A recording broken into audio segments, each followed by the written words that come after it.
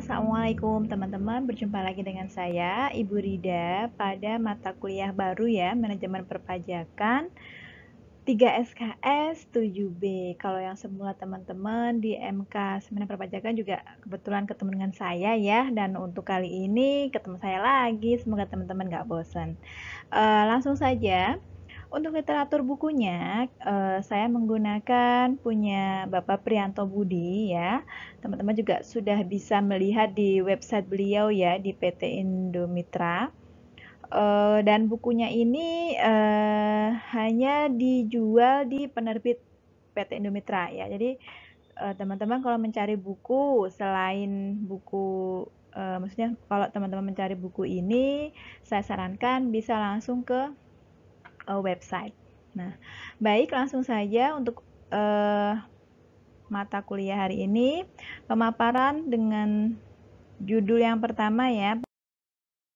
Kita masuk pada bab 1. Oke. Bab 1 teman-teman bisa perhatikan di sini adalah perbandingan target dan realisasi ya, penerimaan pajak dari 2004 sampai 2016. Nah, target penerimaan di sisi kiri, sedangkan realisasi penerimaan di sisi kanan. Nah, teman-teman bisa perhatikan dari tahun 2004 sampai 2016 berapa sih gitu kan? Berapa target penerimaan pajak yang diterima oleh negara? Kemudian berapa juga realisasinya tiap tahun? Nah, disajikan dalam tabel di sini ya, teman-teman ya. Sebagai satu contoh, nomor 1 di tahun 2004 ya. Di tahun 2004 di sini ada, oke, di tahun 2004 ya, 2004 total target penerimaan pajaknya sekitar 279.207 ya, ini satuannya miliar. Tetapi realisasinya, coba teman-teman bisa perhatikan. Nah, realisasinya 280.559 miliar, lebih dari target yang diharapkan ya. Artinya secara keseluruhan dia saving nih teman-teman, melebihi ya, melebihi jadi 148%. Jadi targetnya 279, tetapi yang diperoleh adalah 280, artinya surplus ya.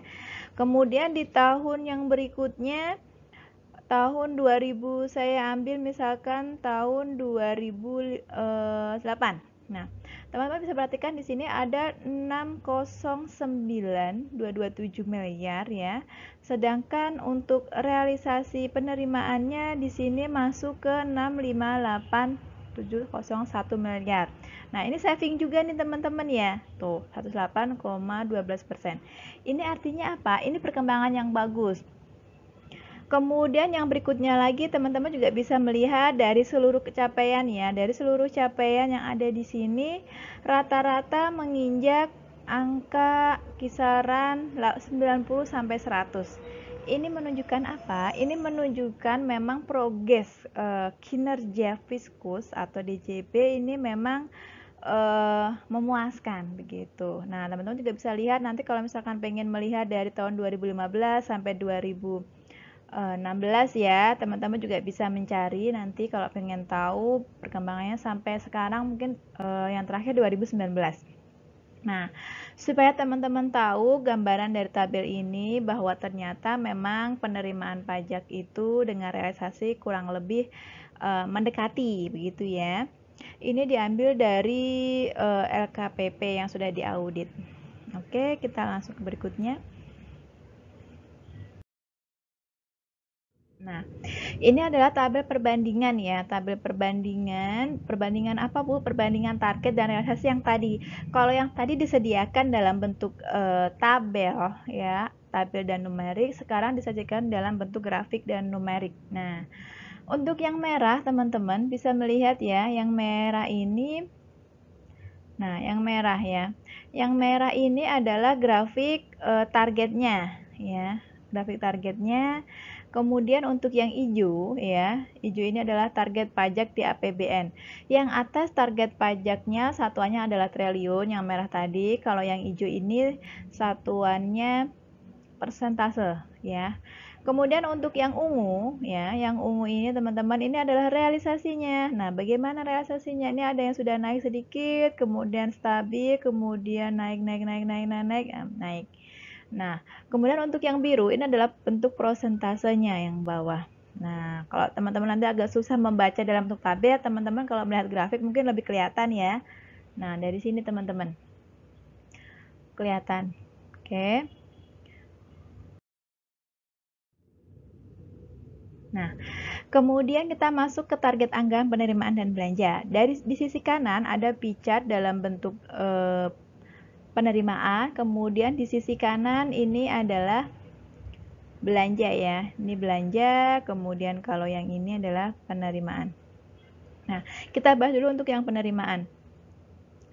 Untuk yang penerimaan teman-teman perhatikan warna biru ya, warna biru ini menunjukkan bahwa 74,6% penerimaan negara itu berasal dari pajak ya. Dominan sekali 74,6%. Kemudian di 10,2% ini adalah kepabean dan bea cukai. Ini dinaungi oleh Dirjen Cukai ya. Ada dua dirjen, dirjen perpajakan sama dirjen bea cukai. Kalau dirjen perpajakan itu dia memegang seluruh pajak, PPh, PPN dan seterusnya. Kalau untuk bagian bea cukai, bea masuk dan bea keluar itu yang memegang adalah dirjen cukai. Nah, kemudian di 15% ini teman-teman, 15% ini adalah PNBP ya. Dan hibah 0,1% tidak kelihatan ya teman-teman karena kecil sekali 0,1%. Nah, ini adalah teman-teman gambaran dari penerimaan negara. Memang betul. Jadi memang pajak itu mendominasi ya. Kalau negara Indonesia tidak membayar pajak, kira-kira pendapatan negara dari mana, Bu? Nah, bisa dari yang lain yang tadi saya bilang ya, bisa dari cukai, PNBP, dari hibah, atau mungkin dari hutang luar negeri. Kemudian mungkin dari pendapatan dalam negeri ya, kayak pariwisata seperti itu. Tapi itu tidak bisa menutup untuk pengeluaran di Indonesia yang semakin besar ya. Apalagi kita lagi kondisi pandemi. Jadi memang pajak ini sangat membantu ya teman-teman ya. 74,6%. Jadi teman-teman sebagai warga negara yang baik, nanti apabila teman-teman sudah bekerja, sudah memiliki NPWP dan penghasilannya di atas PTKP, teman-teman silakanlah membayar pajak gitu ya. Kemudian di sisi yang kanan kita ada belanja. Belanja di 37,4% ini adalah belanja kementerian atau lembaga negara ya. Kemudian yang kuning 25,8% ini adalah belanja non kementerian. Jadi selain kementerian dan selain lembaga negara. Di 34,5% ini transfer ke daerah, teman-teman. Jadi keperluan untuk belanja khususnya untuk daerah-daerah ya. Kemudian yang hijau ini adalah dana desa. Dana desa kurang lebih 2,2%. Nah, supaya teman-teman ada gambaran ya, kalau sudah melihat pie chart ini sumber dari Kementerian Keuangan 2016.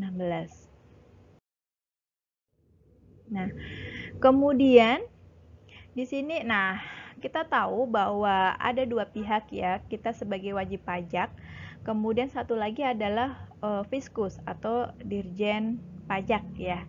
Nah, masing-masing dua pihak ini memiliki kepentingan sendiri teman-teman, atau disebut juga dengan conflict of interest ya, di mana di pihak pajak ya, di pihak pajak ini mereka tujuannya adalah untuk mengoptimalkan penerimaan. Bagaimana sih caranya supaya si WP pajak itu membayar pajak, supaya pajak yang dibayar itu bisa maksimal, bisa optimal, bisa besar gitu kan, yang dikumpulkan dananya itu bisa banyak begitu kan. Tapi kalau dari sisi si WP atau kita ya, si WP justru kebalikannya teman-teman. Jadi bagaimana sih kita supaya bisa membayar pajak itu kecil gitu kan, hemat, optimalisasi penghematan pembayaran pajak. Caranya bagaimana teman-teman? Nah, dari dua pihak ini timbullah yang namanya dispute, perbedaan. Nah, cuman kalau kita belajar di manajemen pajak ya untuk kali ini, dua pihak ini memiliki cara tersendiri. Nah, bagaimana sih DJP ini untuk bisa mengoptimalkan penerimaannya ya? Nah, caranya adalah dengan 1 2 3 ini, teman-teman. 1 2 3 ini yang pertama adalah pengawasan dan konsultasi siapa dari pihak AR-nya, account representatif. Kemudian yang kedua ada pemeriksaan dan penyidikan. Pajak ini konteksnya manakala si WP dicurigai, ya kan, dicurigai baik pajak yang dibayarkan itu tidak atau kurang benar gitu kan. Kemudian dilakukan pemeriksaan dan penyidikan. Kemudian yang ketiga adalah penagihan pajak. Manakala si WP itu belum membayar pajak ya ditagih gitu kan. Ini adalah salah satu trik atau manajemen pajaknya si DJP, teman-teman. Jadi supaya optimal penerimaannya, mereka melakukan manajemen pajak dengan cara 1 2 3 ini. Sedangkan berbeda halnya dengan kita si WP. Supaya kita bayar pajaknya itu kecil, hemat gitu kan. Kecil, hemat, seminimal mungkin, tapi caranya legal ya. Caranya legal. Caranya bagaimana? Kita juga melakukan manajemen pajak, teman-teman. Melalui apa, Bu? Melalui ini. Melalui tax planning ya. Tax planning sama dengan manajemen pajak, sama bahasanya. Karena kita ada dua nama, cara legal dan cara ilegal. Kalau yang diizinkan itu adalah cara legal melalui tax planning, tetapi kalau ilegal tidak ya, itu sama dengan tax evasion atau penggelapan pajak, itu tidak boleh, itu sudah bertentangan dengan undang-undang perpajakan. Nah, dari dua pihak ini pasti diketemukan tuh kesesuaian supaya rukun gitu kan, dari pihak si DJP sama pihak WP ya harus bayar pajak yang sebenarnya gitu kan. Yang seharusnya berapa nih kalau dari si DJP misalkan 9, tapi di sisi WP 6. Nah, kan tuh beda ya angkanya. Nah, supaya biar betul bagaimana ya, coba dikoreksi, mungkin WP-nya yang salah menghitung atau bagiannya, atau mungkin di si DJP-nya kurang data atau informasi. Makanya dispute ini sering terjadi ya, teman-teman ya. Tetapi manakala sudah membayar pajak yang seharusnya juga nggak ada masalah sebenarnya ya, bayar pajak yang seharusnya. Jadi ini adalah gambaran dari conflict of interest antara si Dijen Pajak dengan si WP. Nah, ini adalah proses sengketa pajak, teman-teman. Proses sengketa pajak ini digambarkan seperti ini ya, ini simpel, teman-teman cukup tahu ya, karena di level S1 belum sampai ke praktiknya. Praktiknya mungkin manakala teman-teman nanti pada saat bekerja ya, bekerja di kantor pajak, mungkin bisa akan menemui ini gitu. Dan bahkan mungkin akan terjun langsung ya.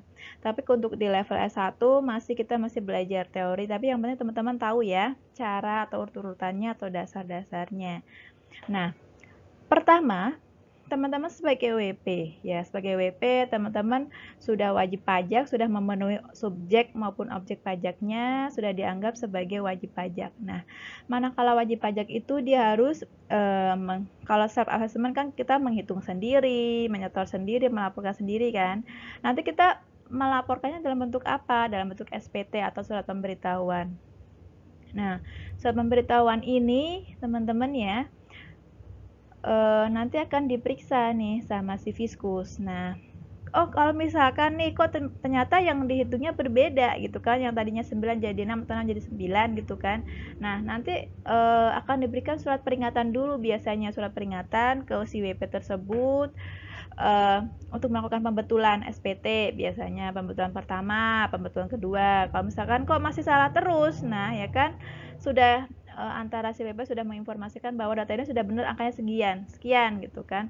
Ternyata dari si pihak si Fiskus berbeda. Nah, ya udah mau nggak mau karena beda gitu kan, saling kekeh dua-duanya, dilakukan pemeriksaan, teman-teman. Tapi biasanya realisasi di lapangan itu, manakala suatu instansi atau perusahaan dilakukan pemeriksaan pajak, itu tandanya sudah mau kiamat. Meskipun belum tentu, belum ketahuan apakah nanti pada saat diperiksa benar atau tidaknya gitu kan. Nah, biasanya seperti itu yang ada di lapangan. Karena bahasanya itu ngeri ya, kalau sudah diperiksa sama kantor pajak itu udah ngeri, sudah berkaitan dengan citra perusahaan biasanya. Makanya kadang perusahaan itu memang kadang hati-hati ya dalam proses melaporkan pajak. Kemudian, nah habis dilakukan pemeriksaan pajak teman-teman, nanti akan keluar yang namanya SKP. Nah, SKP ini apakah nanti kelanjutannya dia akan melakukan keberatan atau tidak? Kalau misalkan pihak si WP masih bilangnya angkanya 6 nih, si kantor pajak angkanya 9. Nah, ya kan? Nah, sama-sama kekeh, ya sudah akhirnya si WP melakukan mengajukan keberatan nih. Saya keberatan, angkanya bukan 9, harusnya 6. Nah, si kantor pajak juga sama-sama kekeh kan? Kurang nih, harusnya 9. Nah, tapi kenapa baru dibayar 6? Nah, akhirnya ya lakukan penagihan, teman-teman. Nah, dari situ ya sudah jalan tuh ya si WP mengajukan keberatan ya, dia mengajukan banding akhirnya ke PK. Kemudian si kantor pajak juga sama nih kekeh, ya sudah saya akan melakukan gugatan misalkan ya. Sama ke PK juga. Nah, ini adalah jalur terakhir teman-teman yang ditempuh dalam sengketa pajak. Setelah ini tidak ada lagi. Terkadang setelah peninjauan kembali terkadang hasilnya tidak memuaskan. Tapi ya itulah keputusan final ya yang akan diambil nanti. Nah, dan perlu teman-teman ketahui bahwa proses sengketa pajak ini bertahun-tahun sampai bisa 3 sampai 5 tahun, bahkan ada yang 10 tahun belum beres-beres. Nah, makanya rumit dan kompleks untuk proses sengketa pajak ini. Untuk proses di Ditjen Pajak hanya sampai di sini ya, dari mulai pemeriksaan sampai dengan di sini. Kemudian untuk proses pengadilan pajak itu banding dan gugatan jatuhnya atau dilakukannya di pengadilan pajak. Kemudian yang PK ini adalah di Mahkamah Agung. Begitu teman-teman.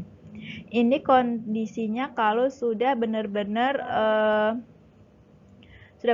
final, sudah benar-benar sama-sama masing-masing bertahan gitu ya, ya sudah akhirnya masuk ke pengadilan pajak. Ini kompleks sekali dan membutuhkan banyak uang, tenaga, waktu ya.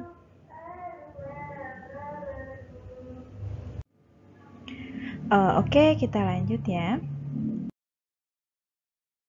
Nah, ini adalah grafik banding dan gugatan tahun 2004 sampai dengan tahun 2013. Nah, teman-teman coba lihat dari 2004 sampai 2013 ya.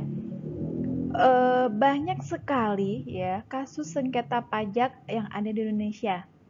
Dari tabel ya atau dari grafik ini ya, untuk warna biru ini adalah jumlah berkas teman-teman. Warna biru yang ini ya, ini adalah jumlah berkas yang masuk pada pengadilan pajak. Nah, banyak sekali ya, ada 16.341 berkas. Coba bayangin teman-teman, ternyata memang benar banyak ya sengketa itu. Kemudian yang berikutnya warna hijau. Warna hijau adalah hasil putusan ya, atau jumlah putusan yang sudah diputuskan oleh pengadilan pajak ya. Ini warna hijau sejumlah 5.630. Kemudian yang merah ini adalah sisa berkasnya. Nah, kan kalau kita melihat grafik, jumlah berkas sekian, yang sudah diputuskan sekian. Nah, berapa sisa berkas yang ada? Ini teman-teman masih segini, coba bayangkan. Nah, dari grafik ini menunjukkan bahwa banyak sekali ya WP ya, WP ini biasanya sih WP badan yang mengajukan tentang bandingnya gitu kan, yang mengajukan keberatan dan bandingnya sampai menempuh jalur pengadilan. Nah, masih ada 10.711 lagi teman-teman yang belum diputuskan oleh pengadilan pajak. Ini di tahun 2004 sampai 2013. Nah, bagaimana Bu untuk tahun 2014 sampai 2019? Nah, tentunya saya estimasikan pasti lebih dari angka ini ya. Dan tiap tahun juga jumlahnya bertambah, teman-teman. Nah, ini sebagai gambaran supaya teman-teman mengetahui memang karena ternyata memang soal pajak ini menjadi suatu problem begitu ya. Banyak sekali berkas yang masuk, banyak sekali berkas yang sudah diputuskan, dan banyak sekali pula sisa berkas yang belum atau masih di saving sama pengadilan pajak. Nah, karena kan berjalan ya, waktunya satu-satu dibahas, dikupas, karena waktunya juga panjang untuk satu sengketa, untuk satu kasus. Nah, ini adalah jenis-jenis putusan ya pengadilan pajak teman-teman dari tahun 2019 sampai 2012. Jenis putusan macam-macam, ada pencabutan, tidak dapat diterima, ada menolak, ada menambah pajak yang harus dibayar, mengabulkan sebagian, mengabulkan seluruhnya, dan membatalkan. Nah, teman-teman bisa perhatikan 45,58% ini adalah dikabulkan seluruhnya. Ya, KSL dikabulkan seluruhnya. Kemudian yang kuning ini mengabulkan sebagian teman-teman. Artinya apa? Bisa jadi mungkin yang diajukan adalah 100.000, tapi yang di ACC hanya 80.000, misalkan 20 ribunya dia harus bayar, seperti itu. Kemudian yang hitam ya, yang hitam ini adalah menambah pajak yang harus dibayar ya. Harus menambah nih, harusnya 100.000 tapi ternyata diakuinya ternyata setelah diperiksa segala macam ya, dibuktikan di pengadilan dia 115.000 misalkan. Kemudian yang merah ini adalah konteksnya adalah menolak ya, menolak, ditolak, hasilnya ditolak. Kemudian yang biru ini adalah tidak dapat diterima, akhirnya ya nggak diterima, berkasnya nggak masuk gitu kan. Bisa jadi dia karena cacat atau kurang bukti atau kurang saksi dan seterusnya. Untuk biru tua ini pencabutan, dicabut teman-teman, nggak jadi diproses, jadi dicabut gitu. Bukan sudah melalui tahap ini tahap itu gitu kan, bukti permulaan segala macam pemeriksaan, sudah habisin tenaga, habisin uang, kok teman-teman cabut. Nah ya mungkin ini karena faktor yang awalnya mungkin diprediksi masalahnya ini, ternyata mungkin bisa jadi dia ada informasi baru, data baru yang menunjukkan itu berubah hasil keputusannya. Nah ini bisa dicabut. Kemudian yang hijau ini dibatalkan teman-teman, gak jadi deh, saya cancel. Nah, adalah seperti itu, sudah masuk, udah habis uang segala macam, setengah jalan, tapi akhirnya nggak jadi gitu kan, dibatalkan. Ini juga bisa. Jadi teman-teman bisa melihat ya picatnya, model picat seperti ini. Yang paling banyak adalah di level mengabulkan seluruhnya, dikabulkan seluruhnya. Kemudian 22,14% ini ditolak ya. Oke.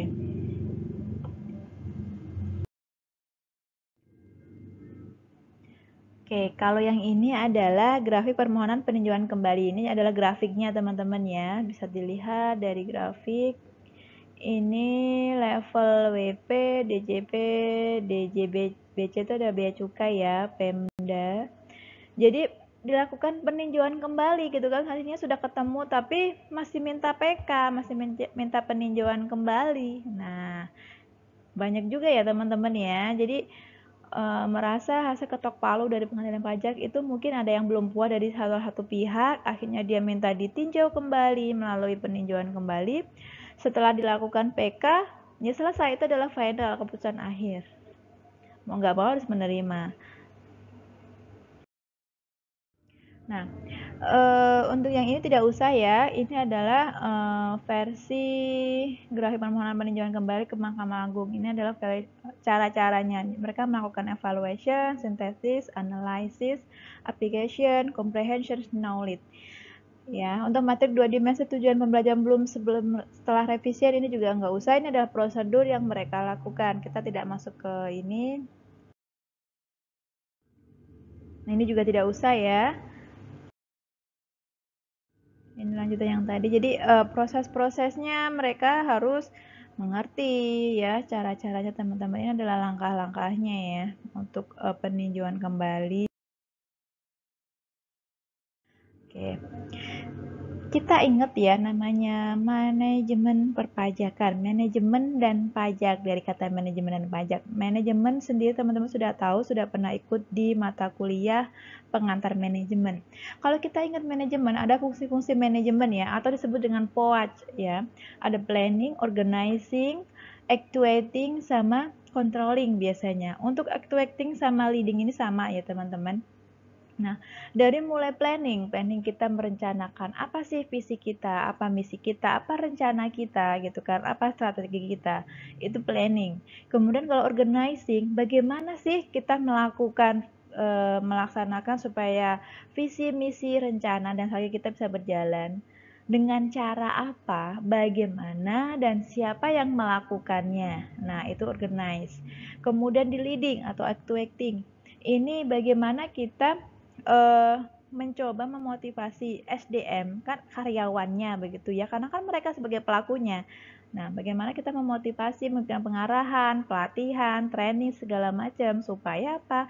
Supaya SDM ini pakar, ahli, sehingga bisa melakukan action yang ada di planning sama organizing tadi bisa mencapai tujuan begitu.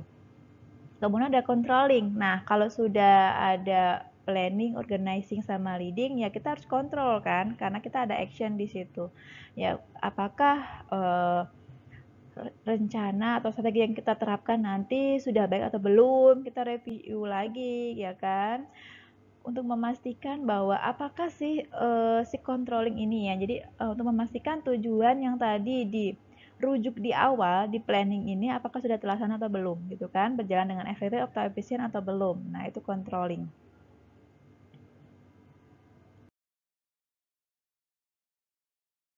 Manajemen dulu.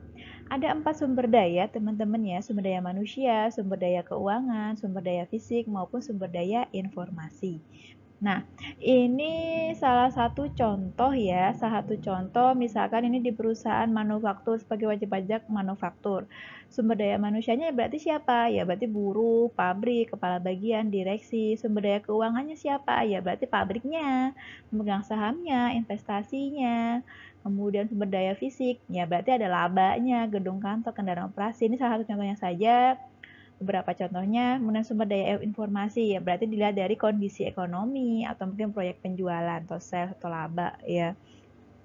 Kemudian contoh lagi kalau Direktorat Jenderal Pajak ya di sini di nomor 3 di sini sumber dayanya siapa ya, akun representatif ini ya, AR biasa dipanggil AR. Kemudian direkturnya keuangannya dari mana? Dari alokasi anggaran, dari Pemda Pusat, pendapatan pajak ya. Kemudian sumber daya fisiknya ada gedung kantor dan lain-lain, proyeksi penerimaan pajak dan kondisi ekonomi. Ini cara memetakan sumber-sumber daya yang ada di suatu lingkungan atau instansi tertentu, teman-teman.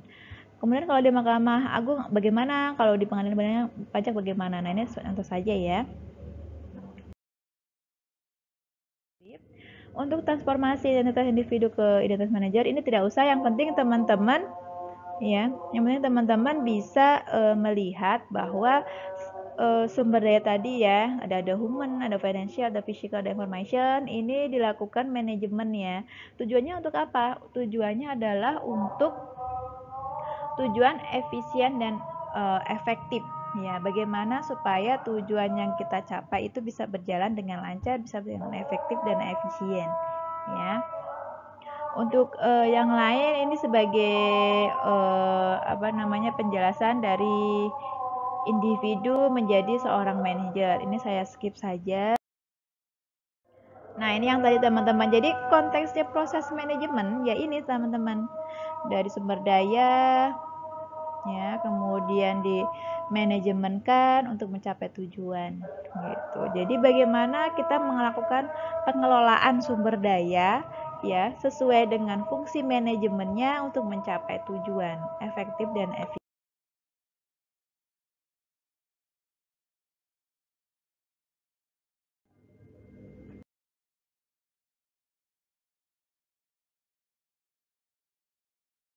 Membuat tujuan, menetapkan strategi, mengembangkan rencana untuk mengorganisasikan kegiatan-kegiatan, organize, menentukan apa saja yang akan dilakukan, kemudian bagaimana melakukannya, siapa yang harus melakukan, gitu kan. Kalau leading, ada memotivasi, mengarahkan ya, berhubungan dengan interaksi sama. Kemudian kalau controlling, memonitor aktivitas untuk meyakinkan bahwa aktivitas tersebut mencapai tujuan sesuai dengan rencana. Nah, tujuan akhir tuh, tujuan pencapaian yang ditetapkan oleh organisasi. Nah, kalau untuk cakupan proses manajemen ini saya skip, teman-teman bisa baca sendiri ya, karena ini konteksnya sama sebenarnya. Cuma beberapa sumber saja yang berbeda. Kalau yang di atas ini menurut Robin dan Kotler, kalau di atas ini menurut Given ya. Oke. Nah, Untuk cakupannya dari berbagai versi saya skip ya teman-teman. Ini ada proses kalau misalkan mengorganizing tuh bagaimana, kalau leading tuh bagaimana. Nanti bisa kontrol juga bagaimana. Nah, kita tahu bahwa ada 3 tingkatan manajemen ya. Ada first level atau lower management, kemudian ada middle management, kemudian ada top management. Nah, kita baca dari bawah ke atas teman-teman ya, jangan kebalik, tapi dari bawah ke atas. Ini adalah ruang lingkupnya, ada pemasaran, keuangan, operasi, SDM, administrasi, dan lainnya.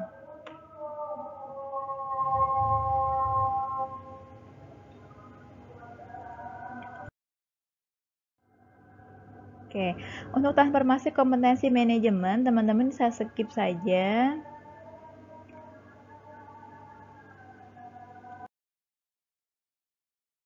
Tiga keterampilan yang harus dimiliki oleh seorang manajer ya, atau bagian dari fungsi manajemen. Kalau kita melihat kata manajemen, kan ada staff, ada atasan middle, kemudian ada atasan yang tinggi, paling tertinggi ya.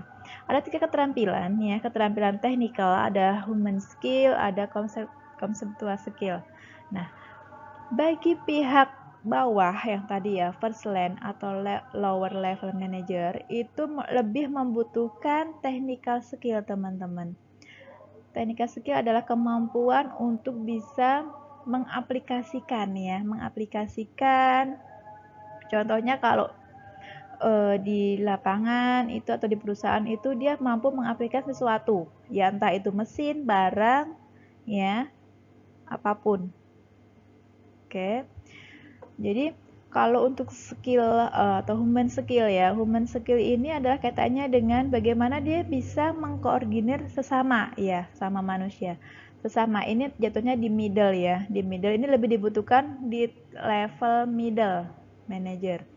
Kemudian untuk skill konseptual atau konseptual skill ini lebih dibutuhkan untuk level top level teman-teman, top manager. Nah, jadi masing-masing 3 tingkatan ini berbeda-beda ya. Kalau lower itu dia lebih membutuhkan technical skill, kemampuan mengaplikasikan. Kalau human skill itu dia lebih dibutuhkan untuk middle ya, bagaimana dia bisa mengontrol apa namanya, atasan di atas, bagaimana jika dia bisa hubungan dengan baik dengan bawahannya atau staffnya. Kemudian kalau conceptual skill itu lebih dibutuhkan untuk level top. Di top itu ada direktur ya, direktur antar divisi, bisa direktur keuangan, direktur pemasaran, bisa direksi, komisaris ya. Kemudian kalau di human skill itu bisa leader atau departemen manager. Kemudian kalau di technical skill itu dia bisa di bawahnya lagi ya, atau staff atau kru operasional. Nah, ini yang tadi tingkatannya ya, tingkatan yang tadi. Jadi di posisi first line ya, di posisi first line itu dia membutuhkan technical skill ya, lebih besar komposisinya daripada conceptual skill sama human skill. Kemudian di middle ya, di middle dia middle ya, namanya middle berarti dia posisinya sama-sama, tapi dia lebih orientasi ke sini ya, human skill lebih besar ya dari komposisi yang lain. Dia juga butuh konseptual dan teknikal, tapi tidak sebanyak human skillnya. Kemudian kalau di top management dia lebih membutuhkan konseptual skill, kemampuan menganalisa ya, kemampuan menganalisa. Biasanya kalau bos besar itu kan bagaimana ya caranya untuk menaikkan sales gitu kan, kenapa ya penerimaan tahun ini menurun. Nah, dia akan cari solusinya, kemampuan berpikir kritis, menganalisa. Itu bagian dari conceptual skill, ya. Nah, kemudian apa yang dilakukan manajer teman-teman tadi? Goalnya adalah supaya pengelolaan sumber daya yang dilakukan sesuai dengan fungsi manajemen itu bisa efektif dan efisien. Kata efisien di sini adalah pemanfaatan sumber dayanya tidak boros ya, atau borosnya rendah, jadi hemat. Kemudian kalau efektif ya berarti sesuai dengan tujuan yang dicapai gitu ya. Manajemen berusaha agar pemborosan sumber daya rendah ya, efisiensi tinggi, kemudian pencapaian tujuannya juga efektif tinggi. Nah, ini untuk penyebab kegagalan manajer. Kenapa sih seorang manajer itu rata-rata gagal dalam proyek kinerjanya? Nah, 80% di sini sesuai dengan sumbernya ya, tapi ini tahun 2007 teman-teman.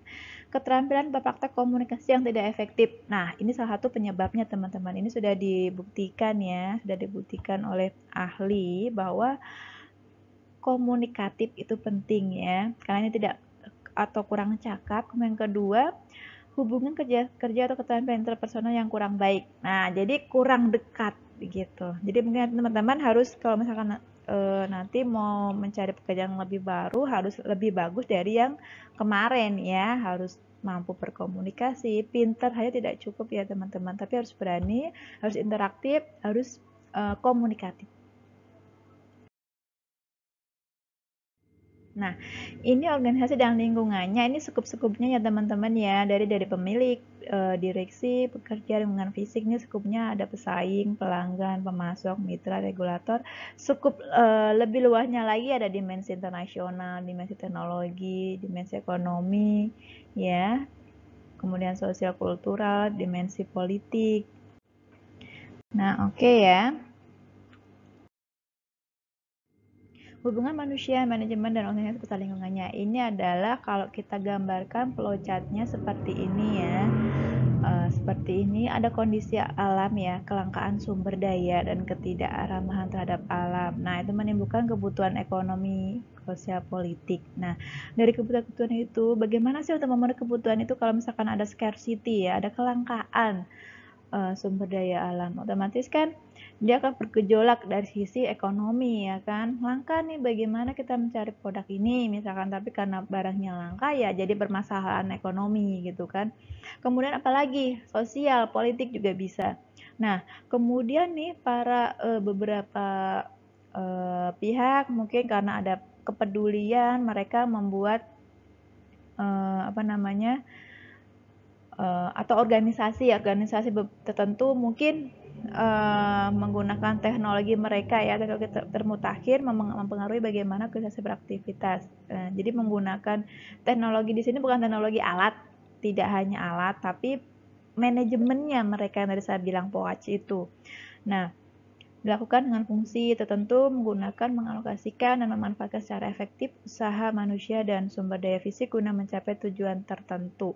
Nah, kemudian dari situ kalau sudah melalui fungsi manajemen yang tadi kompak ya antara atasan, bawahan semuanya bersinergi. Nah, itu bisa untuk memenuhi kebutuhan yang tadi ya teman-teman. Jadi manajemen organisasi memfasilitasi pemenuhan kebutuhan manusia yang tadi. Ini secara global ya, hubungan dari manusia, manajemen organisasi dan lingkungan. Untuk evaluasi praktek manajemen ini saya skip ya. Evaluasi pemikiran manajemen juga mengarah ke manajemen, kita tidak ke sini. Manfaat mempelajari pemikiran manajemen, mengungkap asal-usul gagasan dan pendekatan manajemen, menelusuri perkembangan gagasan dan pendekatan manajemen, memberikan beberapa perspektif tentang lingkungan budaya yang menjadi tempat perkembangan pemikiran manajemen, kemudian menyajikan kerangka konseptual yang akan meningkatkan proses perpaduan. Ini adalah masih lingkup sekup manajemen. Untuk evaluasi pemikiran manajemen perspektif klasik ini nggak usah, teman-teman bisa baca, jadi saya nggak ngungkap ya. Nah, ada science. Nah, ini adalah konsep umum sebuah sistem, teman-teman. Jadi, sebuah sistem baik dia unit, ya dari mulai unit, elemen, input, proses menjadi output, semuanya ada kaitannya. Tapi tetap ada skupnya ya, ada batasnya ya. Ini konsep umum sebuah sistem, teman-teman, versi Flood and Jackson. Ini definisi sistem thinking ya.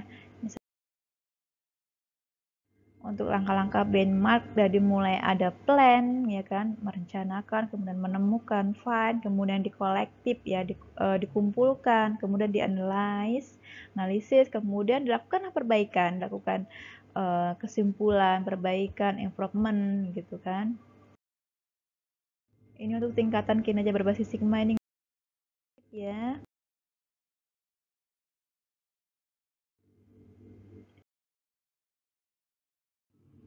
Ini adalah sebaran pengguna sarana manajemen dan tingkat kepuasan ya, teman-teman ya.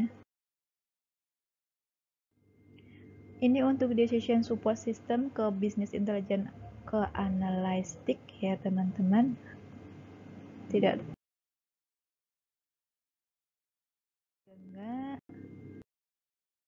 Oke, nah mengenal hukum pajak, teman-teman tahu ya definisi pajak itu clue-nya ada 6 seperti di sini. Kalau kita tanya apa sih pajak? Pajak adalah gitu kan, kontribusi wajib kepada negara yang terutang oleh orang pribadi maupun badan bersifat memaksa berdasarkan atas undang-undang, tidak mendapatkan imbalan secara langsung, digunakan untuk keperluan negara bagi keselamatan kemakmuran rakyat. Sama ya. Jadi kalau dari sisi subjeknya dulu ya berarti orangnya, WP pribadi atau badan.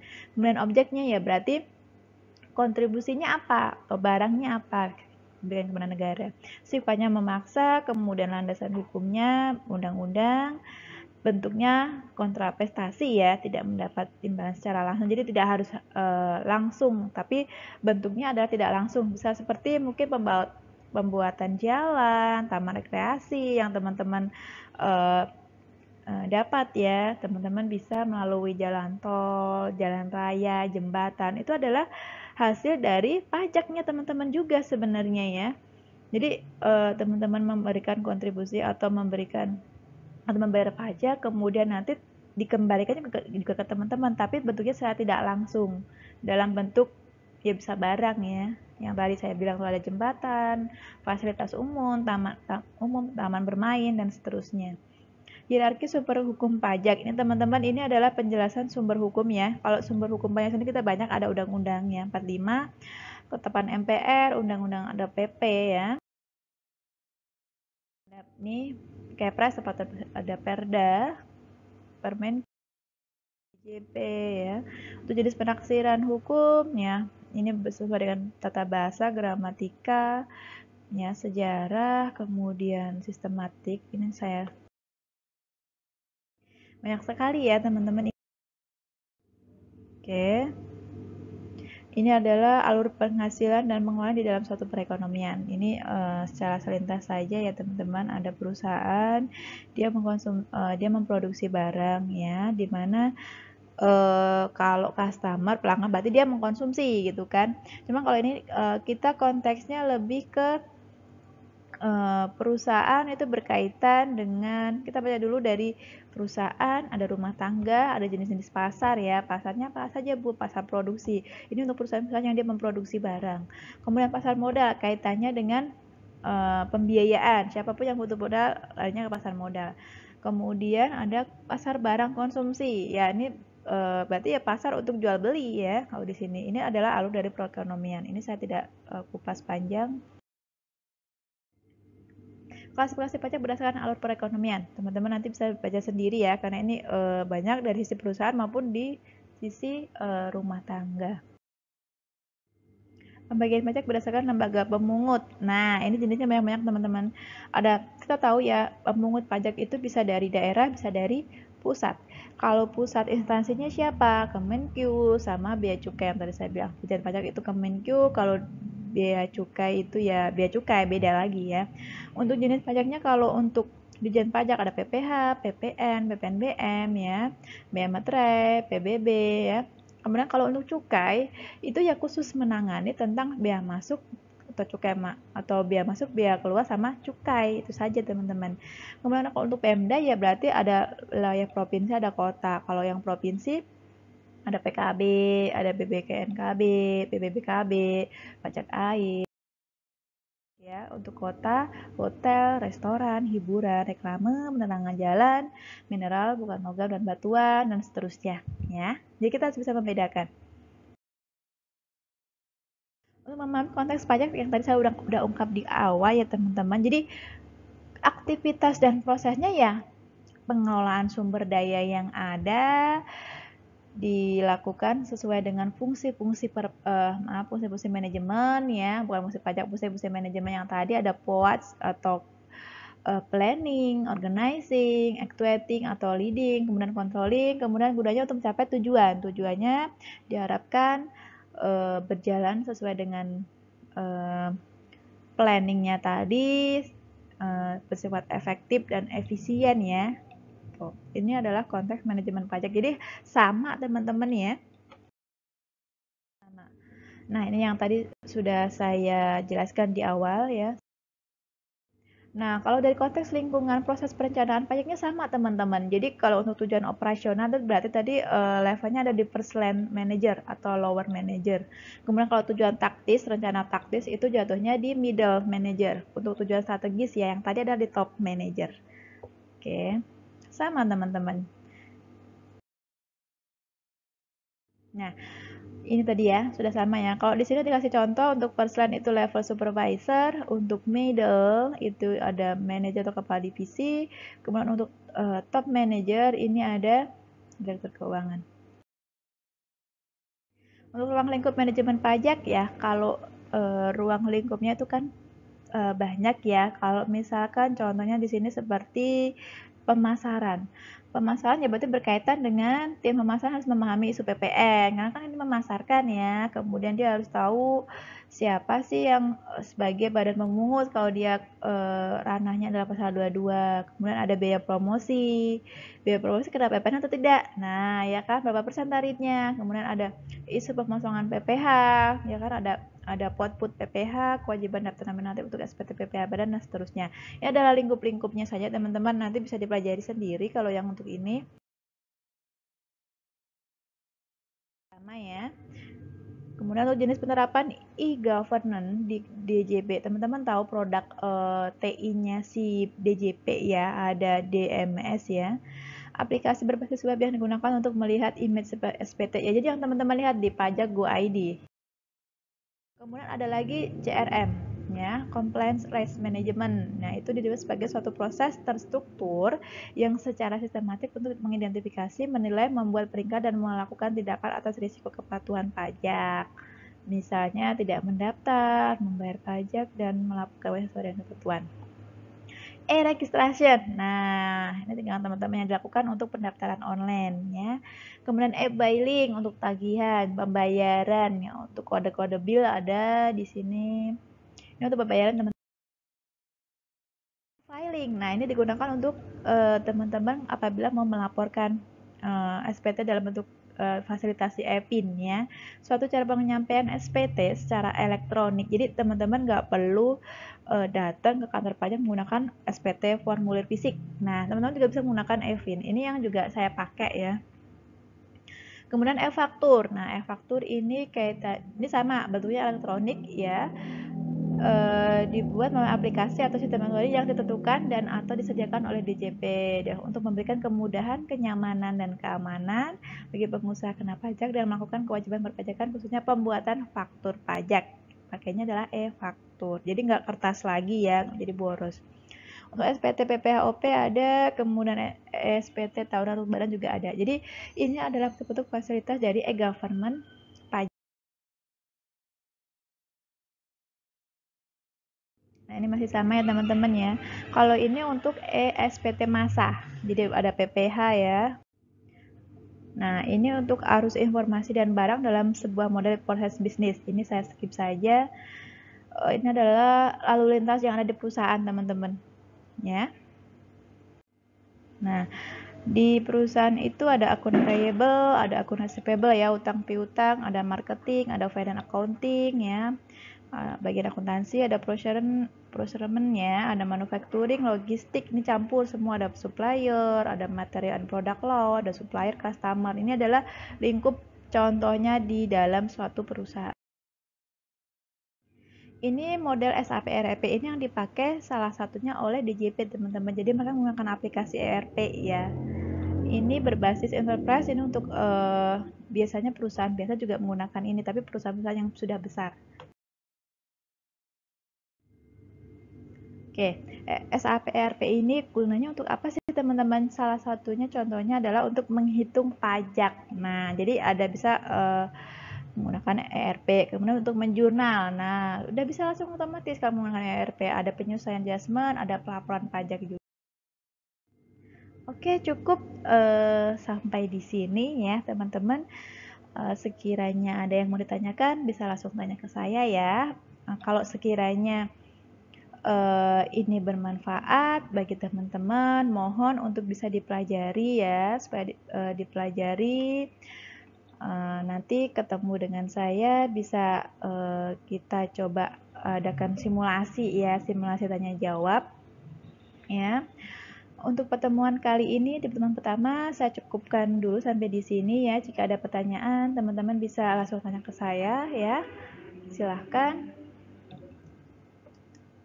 Oke, saya cukupkan ya teman-teman ya. Nanti untuk pembahasan RPS maupun silabus, nanti kita akan bahas di Google Meet. Oke, baik. Saya akhiri untuk perkuliahan hari ini. Wabillahi taufiq wal hidayah. Wassalamualaikum warahmatullahi wabarakatuh.